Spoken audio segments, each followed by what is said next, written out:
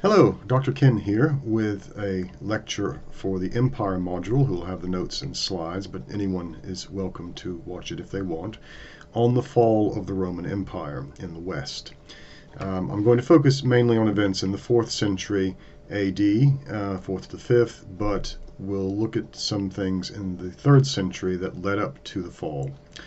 So, as we saw before, the Roman Empire chugs along nicely, more or less, under the system that Augustus had set up, until we get to about the early part of the 3rd century AD.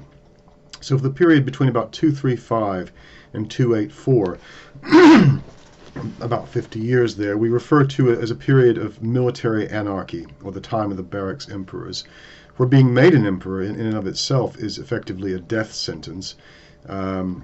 There are frequent usurpations by their second-in-commands, often by the Praetorian Guard, the very people who are there to protect the emperors.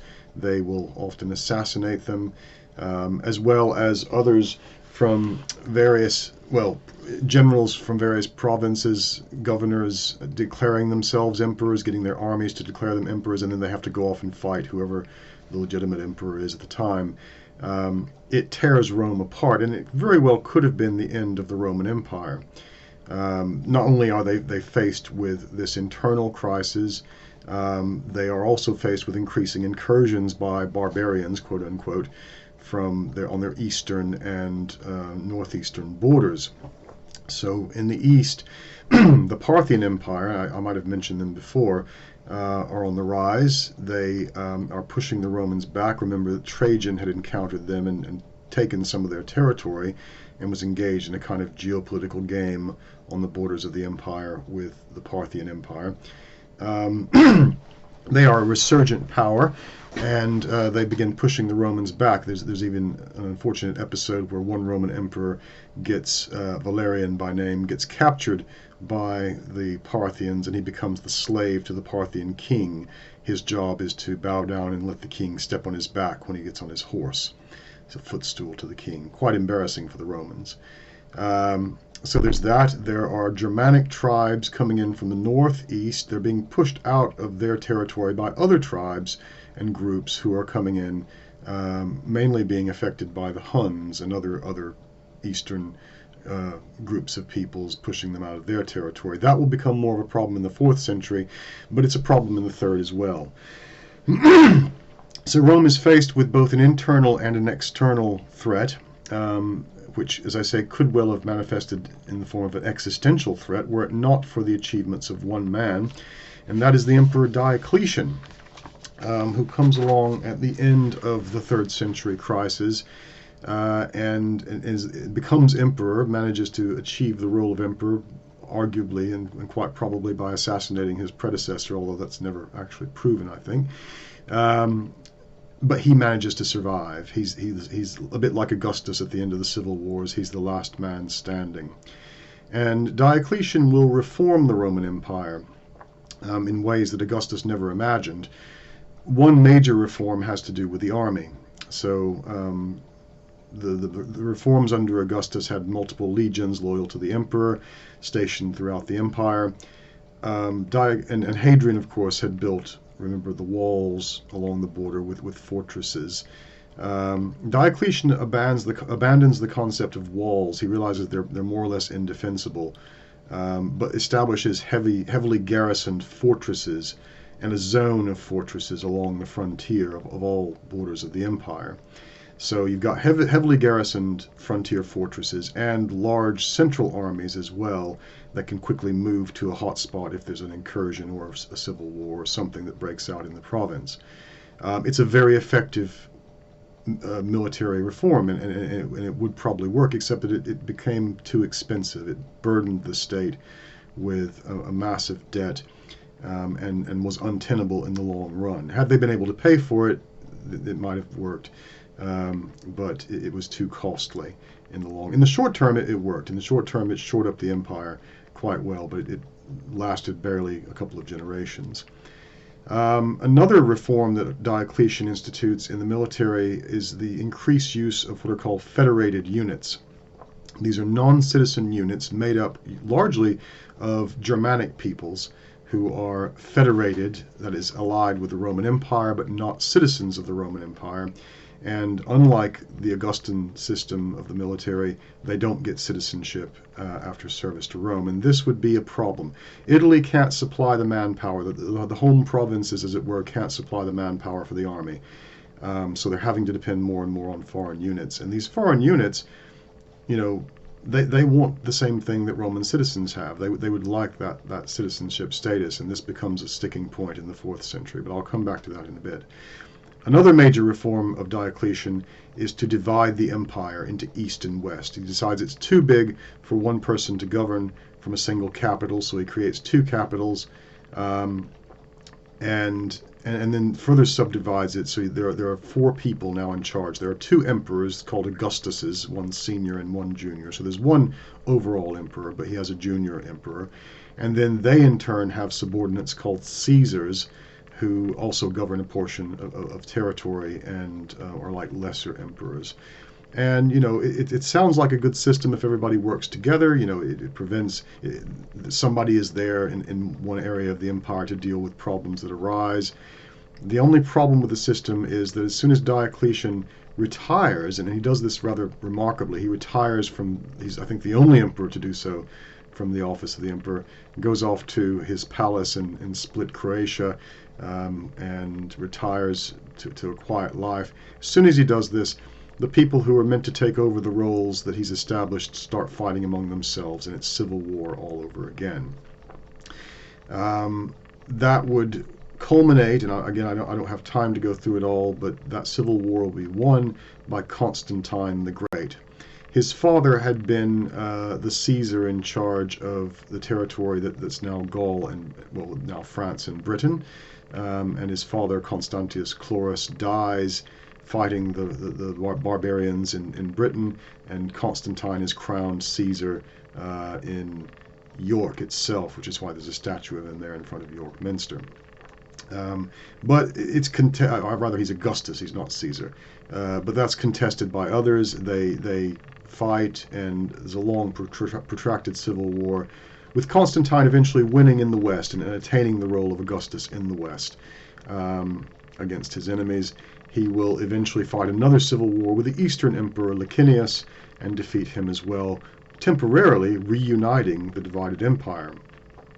Constantine is also quite famously the first Christian Roman emperor as well, which suggests that there was change going on in the empire during this period of tumult and chaos, possibly a turning towards different religion because they felt the old religions had failed them. We don't know, but certainly Christianity becomes more prominent, enough so that the emperor is willing to convert and to issue the Edict of Milan, which declares Christianity, well, tolerance for all religions effectively, but no longer will Christians be persecuted. And they had been heavily persecuted under Diocletian, so things appeared to have been coming to a head at one point, and then this is the upshot of it. Well, Constantine, having reunified the empire, then does exactly what Diocletian did and divides it up, this time amongst his own family, his sons. And as soon as Constantine the Great dies, they end up fighting as well. And that split between East and West comes back. Constantine had established his new capital in Constantinople, city named after him. It means Constantine city. It had formerly been the Greek city of Byzantium. And he embellished it with a senate, and the largest church in Christendom, the Hagia Sophia, or Saint Sophia Church, which is still standing, and transferred a great deal of wealth from pagan temples. He does a sort of Henry VIII, even though he's issued this decree of toleration. He takes treasure from pagan temples and uses it to build Christian churches, in the East in particular. In the West, they're still largely pagan. And in fact, when Constantine dies, he gets declared a god by the Senate in Rome, though he's also a Christian saint in the Orthodox Church. Pardon me, but that division continues. So the Eastern Empire is now more or less a separate entity from the West. And although the emperors are meant to be collegiate, in fact, they don't work together that much. And the east is where the money is. It always had been. It's wealthier. That wealth will shore up the Eastern Roman Empire for another 1,000 years. It won't be until 1453 before the Empire of Constantinople, what's left of it at that point, falls to the Turks in 1453. But the West, however, having suffered economic crises, economic problems, hyperinflation at one point thanks to Diocletian and his military reforms, it goes into a spiral of decline. And not only that, the East works against it. The East is affected by barbarian incursions. Their tactic is to divert those barbarians whenever possible, sometimes by bribery, sometimes by force, into the West. So they're transferring their problems to the already ailing Western Empire. And I want to talk now about what goes on in the West rather, with the increasing problems that occur there. So there are lots of invasions during the 4th century, from about, well, there have been invasions from the end of the 1st century AD onwards to about 500 AD, but they increase apace in the 3rd and 4th centuries. And this, in effect, leads to the collapse of the Western Empire. Why are these barbarians coming in? As I say, many of them are being pushed out by the Huns, a group that emerges as a sort of conquering people in the East. So we've got Goths, Vandals, Franks, other groups, mostly Germanic groups, pushing out existing Germanic tribes along Rome's border. And so these groups come in to the empire. Visigoths, that's it, that's another one. The Visigoths had been causing problems for the Eastern Empire, and they're one of the groups that get pushed into the West. And they take over large chunks of the Western Empire. Sometimes these chunks get reconquered, sometimes not. And increasingly Rome in the West is enfeebled and unable to act, especially since a lot of the leaders, a lot of the barbarian quote-unquote military leaders are actually former federated commanders of the troops that had worked for the Roman Empire. So they're trained by Rome, but they're not given citizen status, and they want citizen status, and this is partly why they invade. And this, as I say, the emperors in the West are increasingly weak. They're often put on the throne by sort of political groups of this, that, or the other, so they're puppets. The last Roman emperor in the West will be a young man named Romulus Augustulus. Augustulus means little Augustus because he's only about 14 years old at the time, and he'll be forced to abdicate and supposedly live the rest of his life in an abbey. So we can look at some of these events that happen with the sacking of Rome. One has to do with a king named Alaric, king of the Visigoths, in 410. As I say, he was one of these military commanders under the Roman federated forces. He was a magister militum, master of soldiers, a valued member of the Roman army, but not a citizen. And he wanted for his people citizenship, and invades Italy. Well, after negotiations fail, and the emperors in Rome at the time, Honorius is the emperor at the time, they're unwilling to compromise. They're not willing to grant citizenship to the Vandals. So that great inclusivity that the Romans had that helped them in the expansion of their empire seems to be gone. It's now become much more exclusive, and the Goths in this case, the Visigoths, are denied it. So Alaric invades in 401, and ends up sacking the city of Rome, but then leaves it because once it's sacked, there's nothing really there to no reason to stay. We get the Vandals as well. following after Alaric, and the Vandals will again, it's one of these complicated cases of where some of these are people who are fighting for Rome, but end up not being granted citizen status, and due to political wranglings, which you can make out in the notes. I put in it's very complicated stuff, but I put it in detail in the notes, and they end up invading Rome. Notice the Emperor Honorius as well is another of these child emperors. So there's a kind of cadre of individuals in the court that are actually running things with a child emperor on the throne as a symbol, but obviously not a very strong emperor. And so we're told that the Gothic troops, this is under Alaric, take prisoners, including the emperor's sister, although there's some indication that she might have been dealing with them already. And here we have from Procopius of Caesarea's account. He says, "When the appointed day had come, Alaric armed his whole force for the attack, and was holding men in readiness close to the Salarian gate of Rome, for it happened that he had encamped there at the beginning of the siege." So August 24th, 410 A.D., all the youths at the time of the day agreed upon came to this gate, and assailing the guards suddenly put them to death. They opened the gates and received Alaric and the army into the city. It looks like he had besieged the city of Rome. They were starving, and the young people of the city come and overthrow the guard at the gate and let him in. And they set fire to the houses which were next to the gate, among which was also the house of Sallust, the historian, who in ancient times wrote the history of the Romans. And the greater part of the house has stood half burned up to my time, says Procopius, writing in the 6th century A.D. And after plundering the whole city and destroying the most of the Romans, they moved on. They had to leave in a hurry because there wasn't food to feed them. Alaric will die, unfortunately. Well, fortunately or unfortunately, he dies a bit later on with his brother being elected king of the Goths.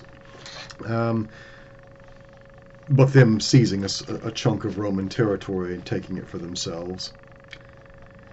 Next comes Attila the Hun.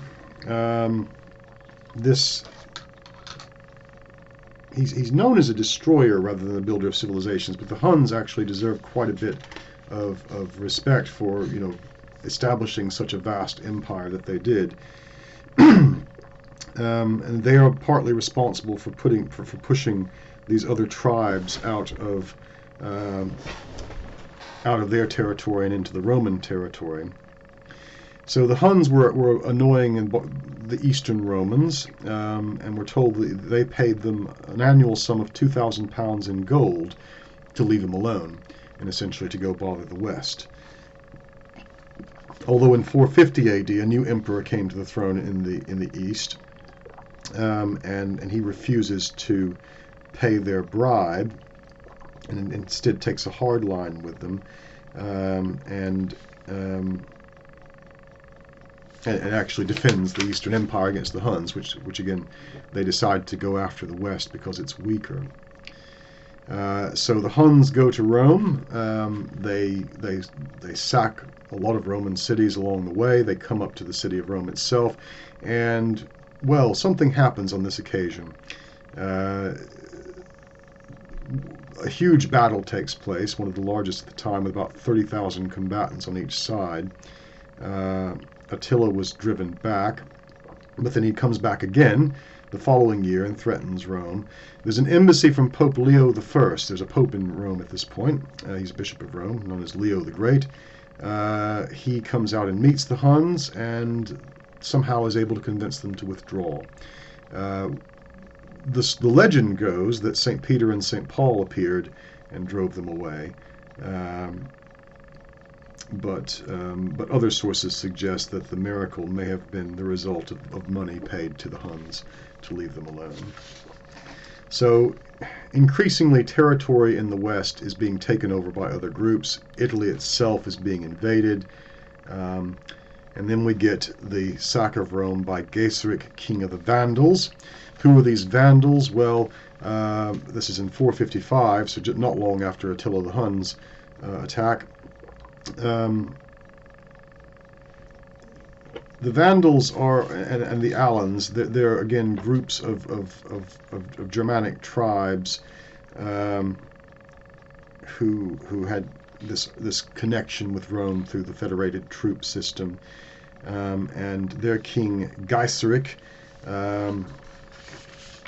he's having to again leave his territory because other groups are pushing him out. You can see on the map of the slide what the Vandals end up doing. They go into they go into Spain, take over large parts of Spain, but then are pushed out of Spain by rival Germanic tribes, and then head off to Africa. They actually go into North Africa and take over Carthage. So we have Vandal Carthage. And then, of course, they get their name because of sacking cities. But is it actually deserved or not? At any rate, they take over Carthage and will control Carthage for quite some time until the Eastern Roman Emperor will eventually push them out. They became pirates in the Mediterranean for about 30 years as well, but were eventually defeated by the Eastern Roman Empire. We get another sack of Rome in 455, and this is again the Vandals, but I'd skipped over it before. But this is their sack of Rome. The Emperor Valentinian III is murdered by a man named Petronius Maximus, who usurps the throne. And Geiserik, who had made a treaty, Geiserik, the king of the Vandals, had made a treaty with the Romans, and he was of the opinion that this usurpation voided that treaty. So in 442, he then attacks Rome itself, marches on Rome, and the usurper Emperor Maximus flees rather than fight. He's killed by a Roman mob outside the city, and then the Vandals sack Rome, and this is for which they get their name. We still use the name Vandal to describe someone who's destroying something beautiful or civilized. They didn't actually wreak a great destruction on the city. It's more spin than it is truth. The city had already suffered quite badly under other people who had sacked it. They did take gold and silver and other things of value. Geiserik took the Empress Licinia Eudoxia, Valentinian's widow, and her daughters. Again, possibly they wanted to go with him. Possibly they had a better life with him. We don't know. Many people were taken hostage, and a lot of people were taken as slaves. The sack of 455 is generally seen by historians as being more thorough than the Visigothic sack of 410, because the Vandals plundered Rome for 14 days, whereas the Visigoths only spent about 3 days in the city.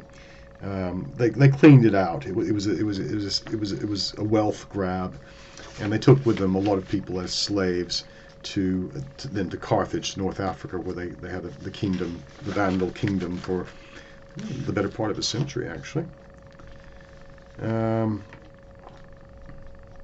One historian, Victor of Vita, records that many shiploads of captives arrived in Africa from Rome with the purpose of being sold into slavery. Procopius says that at least one church was burnt down in the sack of Rome by the Vandals.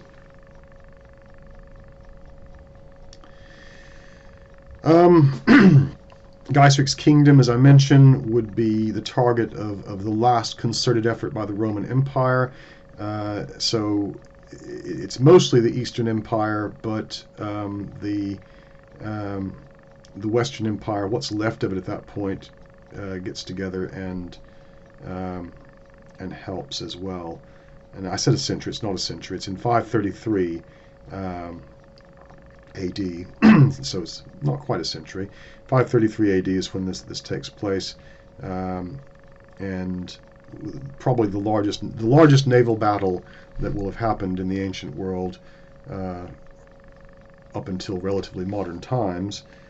They destroy Vandal Carthage, take the Vandals as slaves, what's left of them, and that's effectively as an ethnic unit. The Vandals cease to exist. They're absorbed into the Eastern Empire.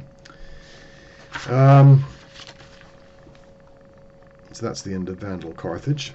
And then now we come to really the last death throes of the Western Empire. Lots of their territories have been taken over. Spain and Gaul, largely by the Franks. And we come across a man named Odoacer, or Odovacar, depending on how you pronounce it. Born on the Middle Danube, in the Middle Danube area around the year 434. He probably has Hunnic origins. He's probably part Hun. A lot of people were at this time. It wasn't that unusual.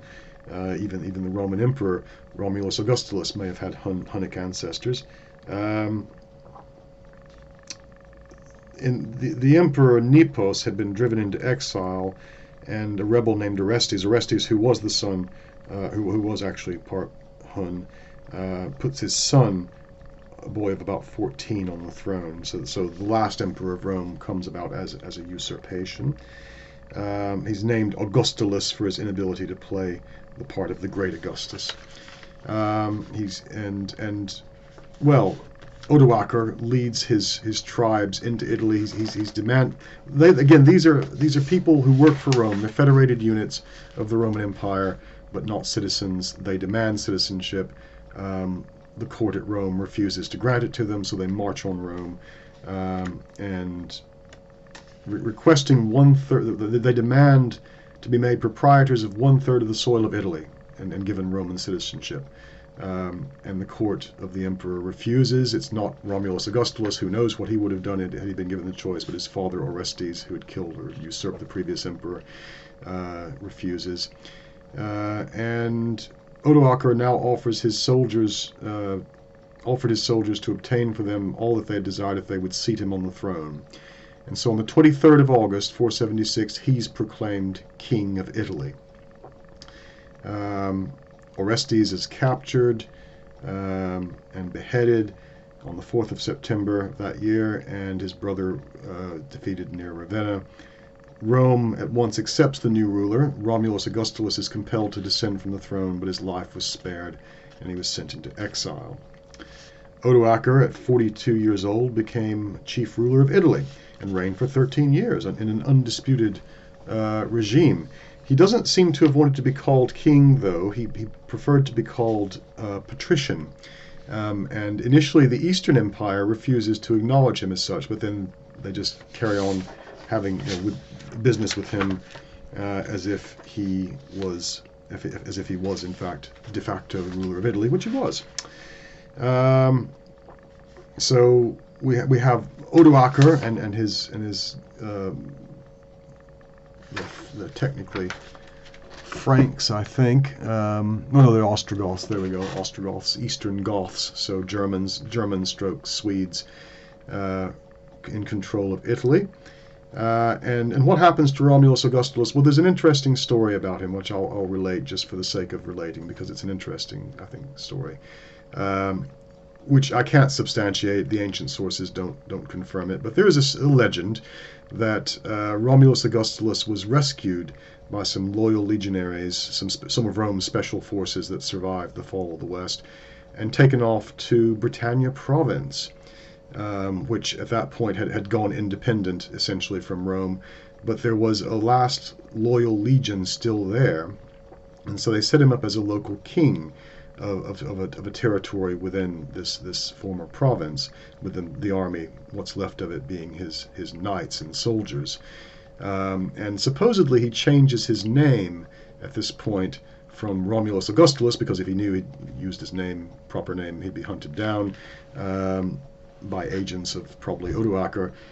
He changes his name to Uther and takes the surname Pendragon, which means the dragon banner, which is what the Romans actually carried at that time, It's like a windsock with a dragon's head carried by their cavalrymen.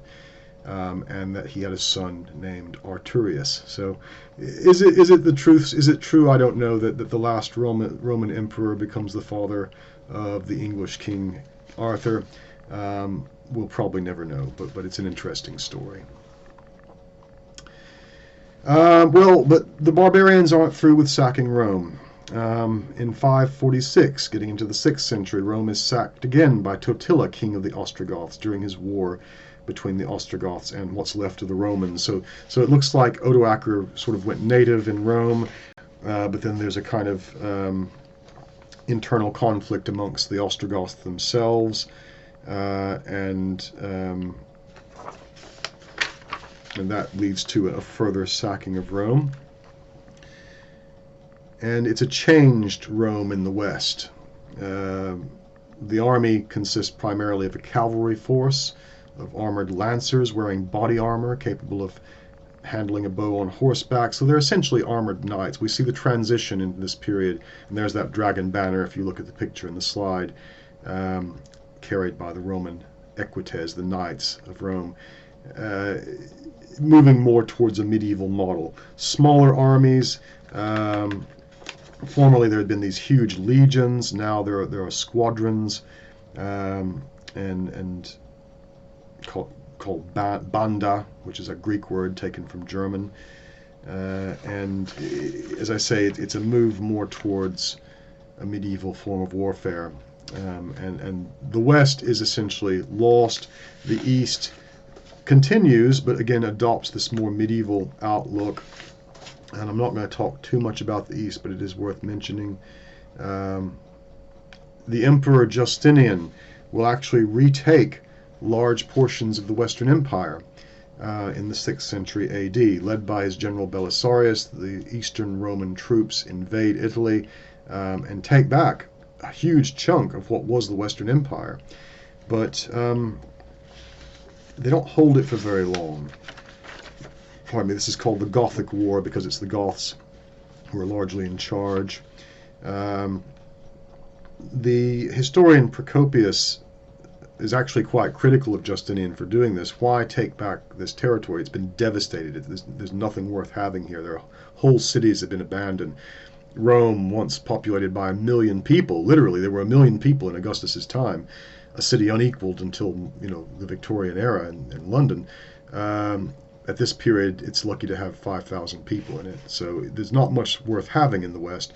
And indeed, the Eastern Roman Empire doesn't hold on to it for very much longer, because a new group of Germans, known as the Franks, well, not that new, they've been around for a while, but they're now a resurgent power, come in. They were one of the many Germanic tribes that crossed the Roman Empire's northern frontier to invade and settle in Roman territory in the 5th century. They gradually expanded into northern Gaul, where they played only a minor role, until they were led by a chieftain named Clovis, and he was a very skillful military commander. And crucially for him, and one of the things that was part of his success, Clovis, was that he was the right kind of Christian.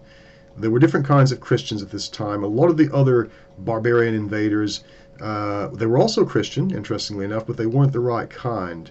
There was a schism in the church. There were disputes over whether Christ was divine when he was on earth or whether he was immortal until he died again, that sort of thing. And people like the Vandals and the Goths were typically the wrong kind of Christian. But the Franks were the right kind. They were good Catholics. And so they got the support of the church. And the church in the West at this point is kind of like a remnant, a skeleton of the Roman Empire. It's still there. It still has a lot of power, but not nearly obviously as much as the Roman Empire once did. But Clovis and his followers were the right kind of Christians. They get the support of the Christian church. They seize all of Gaul, just as the Roman Empire is dying, and this sets the stage for the Frankish domination of Europe. They'll defeat the Moors at the Battle of Tours, checking Islamic expansion into Europe. And under the Merovingian dynasty, the Franks continue to rise as Europe's only major power until we get to the empire of Charlemagne, or Carolus Magnus, Charles the Great. Now, they don't actually end up taking over Italy, but they take over the lion's share of the Roman Empire and reestablish what they consider a Roman Empire, with Charlemagne effectively treating himself as a Roman emperor. And his era was one of considerable progress and reform. He establishes schools, and we're getting into the later Middle Ages. This is the thousands A.D., but this is sort of the upshot of what comes of this, with the Franks, who had been a relatively small minor group of Germans coming to dominate the bulk of Europe. Italy is divided amongst multiple kingdoms and city-states at this point. There's Rome itself, but then there's the Veneto, Venice. There are city-states. Italy becomes disunited, and that's really from about 410 A.D. Rome ceases to exist in the West, although it has several incarnations, as it were, or reincarnations with various people taking various titles. And the title Emperor of the Romans would be used by Germanic emperors for many centuries to come, with the emperor of the Austro-Hungarian Empire being called Kaiser, which means Caesar. It comes directly from Caesar. So apart from the Empire of Charlemagne, which becomes the Holy Roman Empire, I should have said, by the way, again, a resurgent or reformed or latter-day Roman Empire of a sort, many reincarnations. The West is more or less gone, but the East trundles on until 1453, when we get the last Roman emperor ever, Constantine the 11th, who will famously die in the last battle against the Turks in 1453.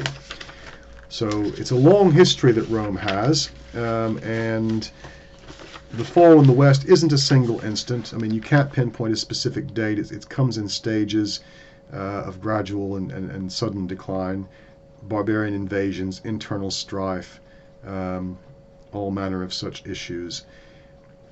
What is the cause of it? I mean, it's difficult to say. It probably comes down to resource in no small part.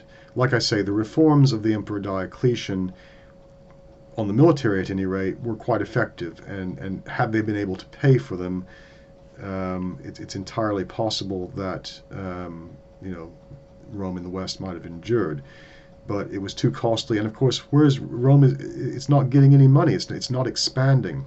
As Rome expanded up until about the middle of the 2nd century, as we saw previously, wealth is pouring in, and they're using that wealth to build cities, and to expand the empire, and to pay for it all, to pay for the military that keeps it safe. They're not getting more money. They don't know the arts of high finance that we know today, and even if they did, I'm not sure it would have helped them. So it comes down largely to resource. As I say, the 3rd century crisis should have, or arguably should have, destroyed the Roman Empire. It didn't. They emerged from it intact, more or less, but it weakened it sufficiently, and the cost was so great that they couldn't sustain themselves into the 5th century, when all these sudden barbarian incursions pick up a pace. And the East, as I say, endures for 1,000 years, and it does so largely thanks to its wealth. They also become highly exclusive and inward-looking, and shrink. The story of the East is of gradual shrinkage as well, until we get just the city-state of Constantinople, and that's what the Turks take in 1453. So, is it down to economics? Is it down to barbarian invasions? Is it down to internal issues? And it's really all of the above, and more. And there's more that we know there were plagues that took place from the time of at least Marcus Aurelius in the 2nd century A.D., which decimate the population. We know some of the internal struggles, and I've gone over some of them, and you'll see them in the notes. which weakened the empire and weakened its governance. And we know about the barbarian invasions. We don't know a lot about what's going on religiously, apart from the fact that there are persecutions under Diocletian of Christianity, and then Constantine converts to Christianity and stops the persecutions, eventually with Christianity taking over as the principal religion of Rome. So there appear to be great cultural shifts going on in the 4th and 5th centuries AD, from the 3rd century, really. The 3rd century is when we get the cult of Sol Invictus, the unconquered sun, which is seen as sometimes as a move towards monotheism, and then, as I say, Christianity takes over. We don't have all the details of what's going on at the societal level at that point, but something is happening. It's a seismic shift. And I've often said in my other classes that the technological means existed at this time to develop an industrial revolution. We could have had it back in the 5th century BC. The basic principles of steam power and magnetism were being developed and could have been developed. It doesn't happen. Instead, we end up going from really the 5th century onwards into the Dark Ages and the medieval period. The Roman army, as I say, becomes more like a medieval army, east and west, and the organization of society becomes much more medieval. So, Augustus Caesar had declared himself first citizen. He dressed normally, dressed like a normal patrician with a purple toga, but that's it. He didn't require people to bow and scrape before him or kiss the hem of his robe. When we get to Diocletian, the Roman emperor becomes more like a Hellenistic god king, following the image of Alexander the Great. He wears jeweled robes, and you have to bow and worship, bow and kiss the hem of his gown. Obviously, Christian emperors aren't worshipped as gods, apart from Constantine, who gets declared one by the Senate in the West, though he's a Christian saint. All the others after him are not, but they're treated more like royalty. We get the divine right of kings at this point, and the feudal system of serf at tillage, as it were, in the medieval manner.